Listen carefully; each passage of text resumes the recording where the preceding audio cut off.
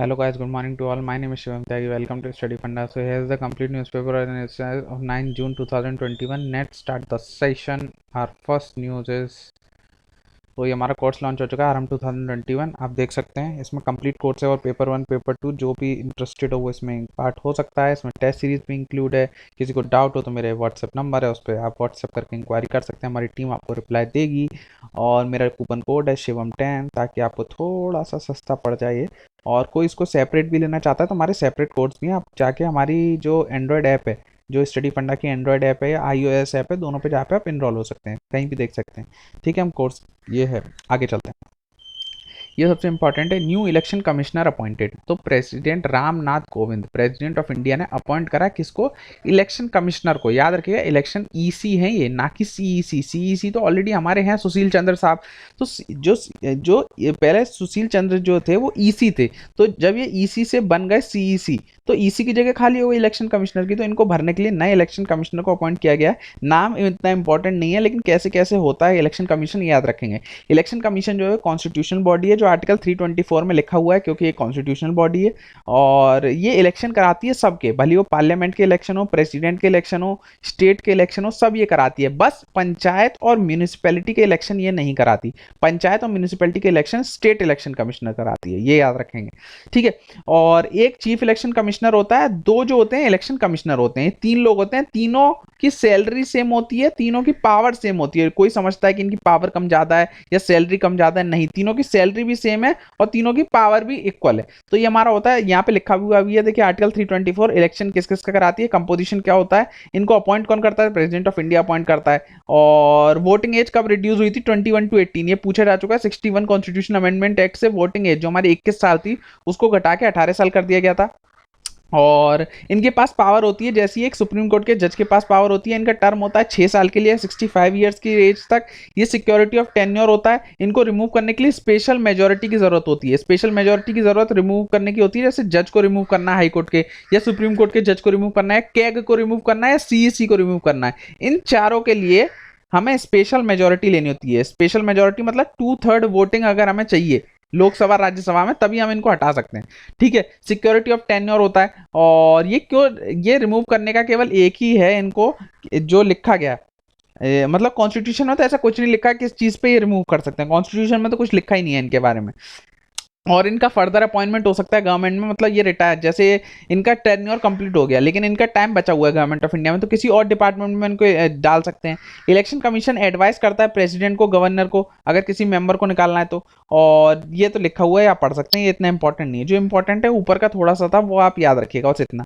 ये नीचे का इतना इंपॉर्टेंट नहीं है। जहाँ जहाँ इंपॉर्टेंट हमने लिख भी दिया है, जो इंपॉर्टेंट एरिया। ठीक है, और जो सर्कल है वो बहुत इंपॉर्टेंट हो जाता है, याद रखिएगा, जो मैं सर्कल करता हूँ। आगे चलते हैं। Bringing economic genome sequencing into the pandemic fight.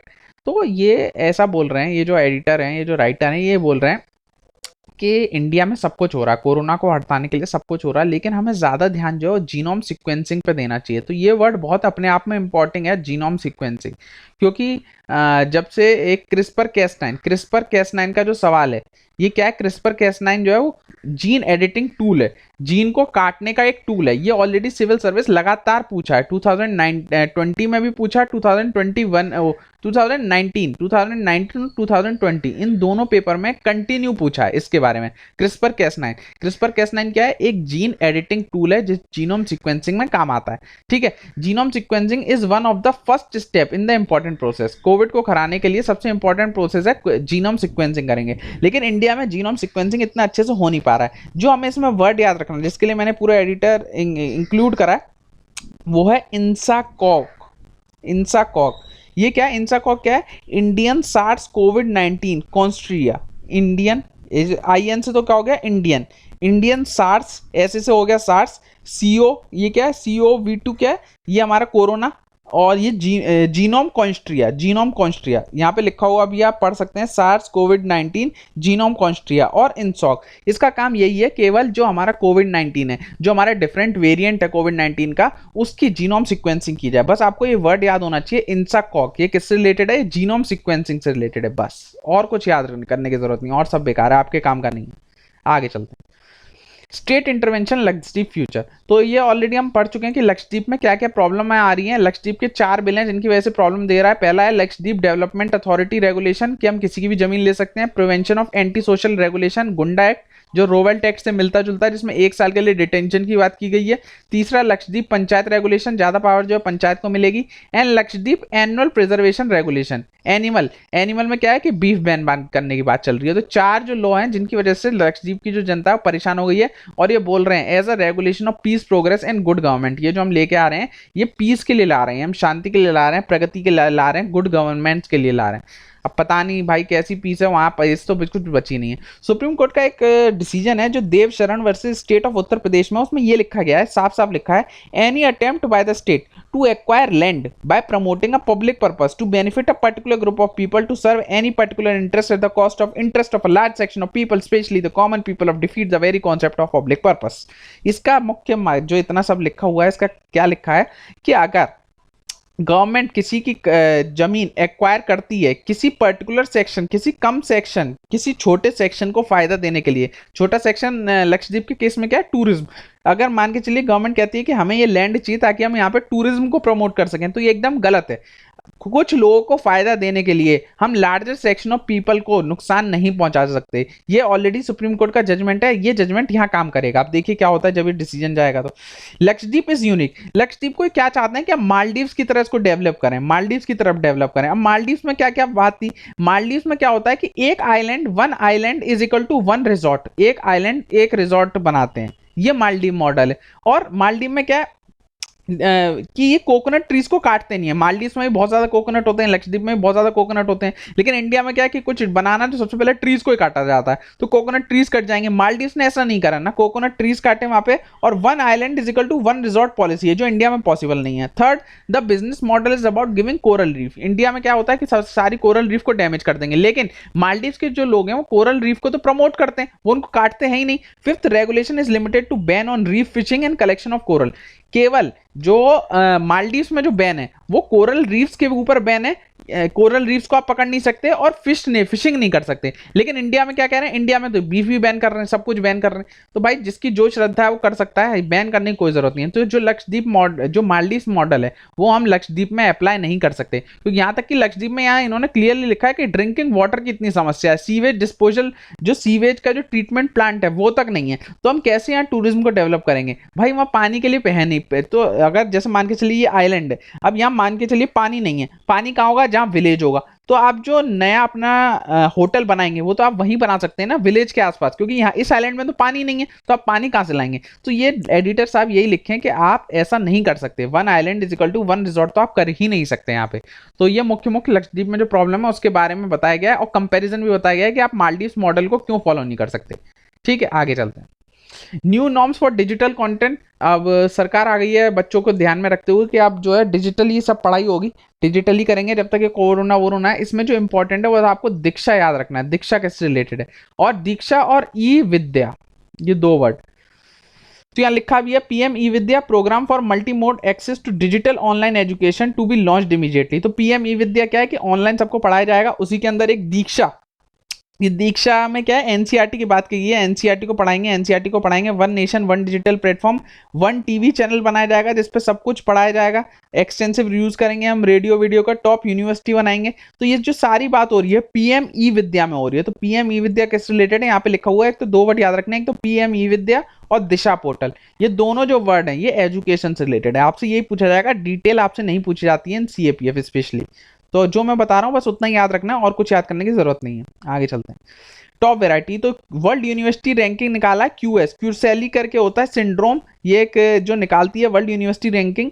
JNU enter list of top 1000 university, हमारी कोई यूनिवर्सिटी नहीं है जो टॉप 100 में हो। देखिए जो हमारी पहली यूनिवर्सिटी जो टॉप करी है आईआईटी बॉम्बे, वो भी 177 पे है। तो बस आपको याद रखना है टॉप कौन करा है, तो आईआईटी बॉम्बे करा है। जो रैंकिंग देख लीजिए, और वर्ल्ड यूनिवर्सिटी रैंकिंग निकालता कौन है, तो क्यूएस, आप शॉर्ट में क्यूएस याद रखिए, बस ये निकालता है 2021 की, और कुछ जानने की जरूरत नहीं है। आगे चलते हैं।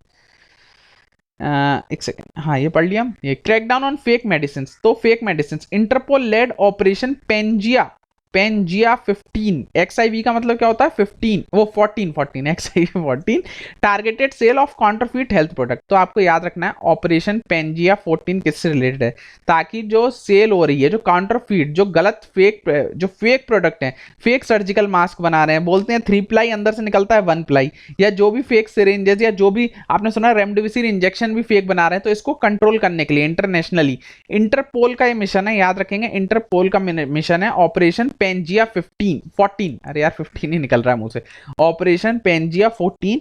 ये केवल देखती है कि काउंटरफीट, जो गलत, जो फेक हेल्थ प्रोडक्ट हैं वो नहीं आए। ये किसका मिशन है, इंटरपोल का। अब ये पेंजिया वर्ड आपने कहीं और भी सुना होगा, आपने पेंजिया वर्ड, तो मैं वही बता देता हूँ, ये आपके ज्योग्राफी का पार्ट है Pangaea.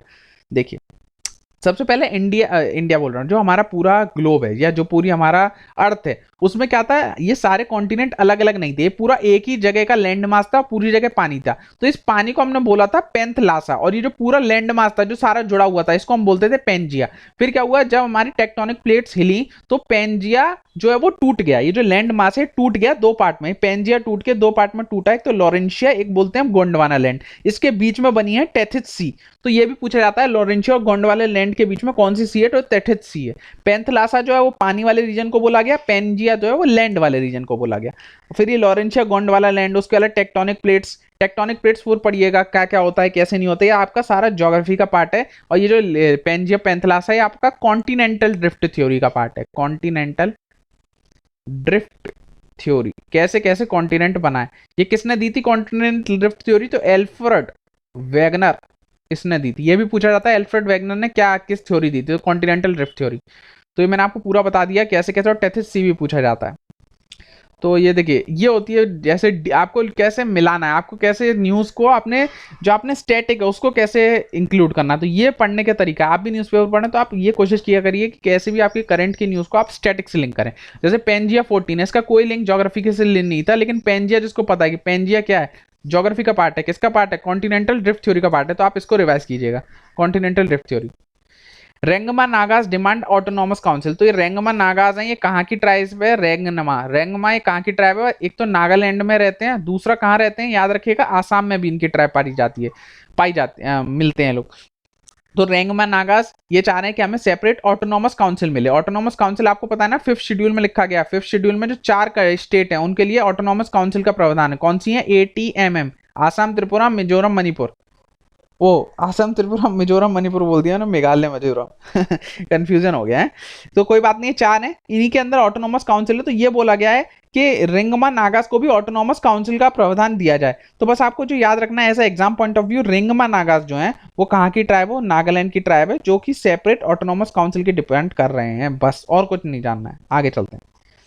BRICS opposes exceptionalism China, तो ब्रिक्स की आपको पता है मीटिंग हुई थी, Brazil, Russia, India, China, South Africa. तो ये ब्रिक्स नेशन की बात हुई है, और ब्राजील की ये क्या कहते हैं वर्चुअली मीट हुए हैं। तो यहाँ पे एक अलग सा वर्ड निकल के आया है, आजकल आपने सुना होगा सारी कंट्री बात करती हैं मल्टीलेटरलिज्म की। मल्टीलेटरलिज्म मतलब हम सबको साथ लेके चलेंगे, यूएस हो तो, चाइना हो तो, लेकिन चाइना इंडिया को क्या बोला है, China Beijing recent attacks India, क्या बोला है कि इंडिया जो है वो सेलेक्टेड मल्टीलेटरिज्म की बात करता है, सेलेक्टेड मल्टीलेटरिज्म, ये अच्छा वर्ड है, आप अपने एग्जाम में यूज कर सकते हैं कि इंडिया जो है सेलेक्टेड मल्टीलेटरिज्म की तरफ जा रहा है। क्योंकि इंडिया देखिए क्वाड बना रहा है, क्वाड मतलब सेलेक्टेड लोगों को ही हमने डाला है, 4 कंट्रीज को डाला है, पूरा मल्टीलेटरल तो बात नहीं हो रही। वही चाइना ने यही चीज बोली है। India which is the BRICS chair, BRICS को हेड इस बार इंडिया करेगा, याद रखेंगे, India which is the BRICS chair will host it, और पूरा कंट्रोल करके चलेगा। ये आप पढ़ सकते हैं, आप अपने आंसर में लिख सकते हैं क्या क्या स्टेप लिए जा सकते हैं। आपके एग्जाम के लिए इतने इंपॉर्टेंट नहीं है फर्स्ट, सेकंड, थर्ड, लेकिन आप चाहें तो वीडियो पॉज करके पढ़ सकते हैं। ये इंटरनेशनल पॉलिटिक्स का पार्ट है, तो आपके में शायद इतना यूज ना हो, फॉर मेंस आंसर ये इंपॉर्टेंट होता है। आगे चलते हैं, आपके लिए जो इंपॉर्टेंट है बस ये वर्ड सेलेक्टेड मल्टीलेटरलिज्म, ब्रिक्स में कौन कौन आता है, Brazil, Russia, India, China, South Africa, बस। Guterres gets second term of UN chief, तो यूएन चीफ एंटीनियो गुटरेस को सेकंड टर्म मिल गया, तो दोबारा से यही बने रहेंगे। आपको याद रखना है एंटीनियो गुटरेस जो यूएन के चीफ हैं दोबारा यही बन गए, पहले भी यही थे, एंटीनियो गुटरेस। पूछा जाता है who is the UN chief, तो एंटीनियो गुटरेस दोबारा सेकंड टर्म इनको मिल गया। ओके आगे चलते हैं। World Bank sees India growing by 8.3%, तो ये कौन सी रिपोर्ट है, बस इस रिपोर्ट का नाम याद रखेंगे, ग्लोबल इकोनॉमिक प्रोस्पेक्ट रिपोर्ट, इसने बोला ये निकालता कौन है? तो वर्ल्ड बैंक निकालती है। यहाँ पे लिखा हुआ है global economic prospect report releases, कौन निकालती है? World bank. बस इसने बोला, और कुछ पढ़ने की जरूरत नहीं है, केवल ये रिपोर्ट निकालता कौन है। जैसे वर्ल्ड यूनिवर्सिटी की जो रैंक इंडेक्स है वो किसने निकाला? वो क्यूएस ने निकाला है। ऐसे आपको याद रखना है, ग्लोबल इकोनॉमिक प्रोस्पेक्ट इंडेक्स किसने निकाला है? तो वर्ल्ड बैंक ने निकाला है। ठीक है, आगे चलते हैं। थैंक यू, आज की न्यूज़ इतनी थी। हिस्ट्री का एक्चुअली मैं थोड़ा बाहर आ गया हूँ, तो हिस्ट्री की न्यूज़ तभी मिल पाती क्योंकि मैं घर पे नहीं हूँ, मैं कहीं बाहर से न्यूज़ बना रहा हूँ, तो नोट्स इंक्लूड नहीं हो पाए। ऐसा नहीं है कि मैं भूल गया हूँ, तो इसको हम आगे कंटिन्यू करेंगे, कोई बात नहीं, आज आप मैनेज कर लीजिएगा। जाएगी नहीं, मैं पूरा हिस्ट्री पढ़ाऊंगा, आप परेशान ना हो। तो ये मेरे को इंस्टाग्राम आईडी है, मेरे को फॉलो कर सकते हैं, शिव_त्यागी_ST। और ये thank you, also follow study funda on Telegram Instagram so you can get the latest updates. ठीक है, और जो सवाल मैं पूछता हूँ, आज का जो सवाल है वो बहुत इंपॉर्टेंट सवाल है। हाँ, अरे क्या था, हाँ ये ठीक है। इस विंड को, पहली बात है विंड कैसी है, ये हॉट विंड है या कोल्ड विंड है, ये आपको ये बताना है। ये मैं ऑलरेडी आपको विंड्स वाले में पढ़ा चुका हूँ। ये कौन सी विंड है, हॉट विंड है या कोल्ड विंड है, और इस विंड को एक और नाम से जाना जाता है। ये बहुत इंपॉर्टेंट विंड है, इस विंड को एक और नाम से जाना जाता है। तो आपको दो चीज बतानी है, कहाँ से कहाँ फ्लो करती है ये भी बता सकते हैं, ये हॉट विंड है कोल्ड विंड है ये बताएंगे, और इसको जिस दूसरे नाम से जाना जाता है वो बताएंगे। हर मटन विंड मैं पढ़ा चुका हूँ इसके बारे में, और आप सब बताएंगे। सो टेक केयर, जितने लोगों को लाइक कर सकते हैं। Signing off today, bye bye.